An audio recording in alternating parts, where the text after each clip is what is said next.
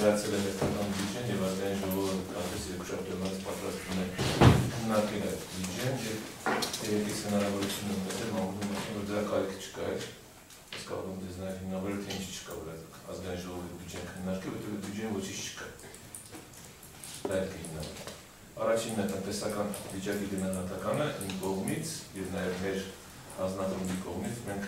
այս նկատում եմ ազգային կոնգրեսի տնտեսական հարցերով հանձնաժողով, որը արդեն 2 եւ ավելի տարի ուշադիր հետևում է այն տնտեսության մեջ տեղ ունեցող երևույթների եւ միաժամանակ նաեւ գնահատականներ տալիս եւ մենք աշխատում ենք մեր գնահատականներում մեր վերլուծություններում լինել շատ օբյեկտիվ,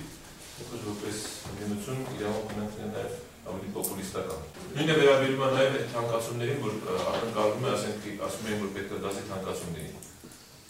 Ապրիլի 1-ից եւ վարչապետը շատ ունեց խորհուրդ մանած։ Դեմքի ինչպես ասեմ, շատ լուրջ ասեմ, մեղմ ասեմ, բաղեր չեմ։ Նույն արտահայտությամբ փորձում եմ մեզ բացատրել, որ մենք ռուսների հետ բանակցությունների մեջ ենք գնի սակագնի, գազի սակագնի ձևավորման մեխանիզմի շուրջ։ Փոխանակ ասի, որ ապրիլի 1-ից պետք է ամեն ինչ անենք, որ այդ գազի սակագինը չբարձրացնի։ Գազի սակագնի բարձրացումը դա մահա ոչ միայն մեզ քաղաքացիներից համար, այլ տնտեսության համար։ Ի վերջո Հայաստանի տնտեսության նպատակը որն է, որպեսզի նա մրցունակ լինի։ Մրցունակության առումով դուք կարողանաս այնպիսի պայմաններ ապահովել, որ դու իսկապես քո արտադրանքդ որևէ մի երկրում մրցունակ լինի։ Բայց մեր մոտ ամեն ինչ արվում է հակառակը։ Գազի սակագնի հետ կապված, քանի որ ես շատ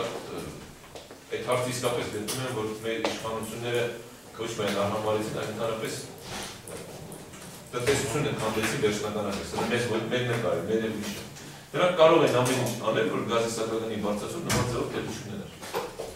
Եվ մենք վճարում ենք քաղաքացիներս Հայաստանի Հանրապետության վերջին 4 տարվա ընթացքում եվրոպական գներ։ Առաջինը դա դեպքում հաջորդ փուլում,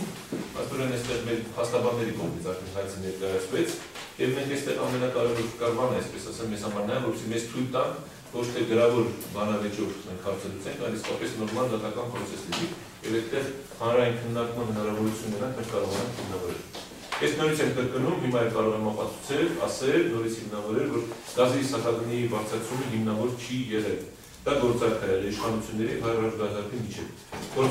Գործարքի արդյունքում երկուստեն լրացուցիչ գումարներ են ստանալու։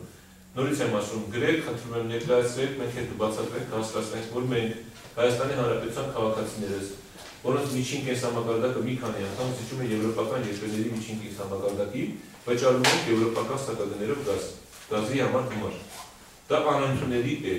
Եվ ավելին են ասեմ, ես տեղեկություններ ունեմ, որ գյուղերում, որտեղ 100% գազաֆիկացված է, մարդիկ գազը օգտագործում են ամառանունից պայմաններում, միայն սուրճ եփելու եւ ճաշը ոչ թե եփելու, այլ տաքացնելու համար։ Եվ հիմա բոլորը պատրաստում են ձմեռը տաքացնել իրենց փայտով, աթարով, ինչպես սիրում էր ասել պարոն Բոստանջյանը, իր նպատակին հասավ երևի։ Եվ այլ տարբերակներով։ Մեր մոտ Երևան քաղաքում հիմա այն մարդիկ, ովքեր ներդրումներ կատարեցին ձեռնոցման համար այնքան փող ծախսեցին, հիմա խնդիրներ առաջ են կանգնել, որտեղ ես համոզված եմ, որ չեն կարող այդ գումարը վճարել։ Դա նույնիսկ եթե ուզում եք երեքսինախանութ բնակարան տաքացնել 40-50,000 դրամ այսօրվա սակագներով։ Եվ այս պայմաններից ելնելով երկը, ընդհանրապես երկը տնտեսական համակարգը փոխելն է, տրամաբանությունը երկրի զարգացման փոխելն է տնտեսության։ Բայց դա առանց քաղաքական համակարգի փոփոխության չի։